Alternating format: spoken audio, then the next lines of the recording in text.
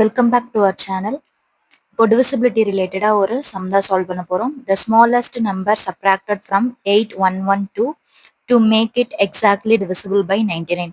இப்போ கொடுத்துருக்க given number 8112 நம்ம எக்ஸாக்டாக 99ஆல் டிவைட் பண்ணணும் அப்படின்னா எந்த நம்பரை நம்ம அதுலேருந்து சப்ராக்ட் பண்ணணும் அப்படின்னு கேட்குறாங்க.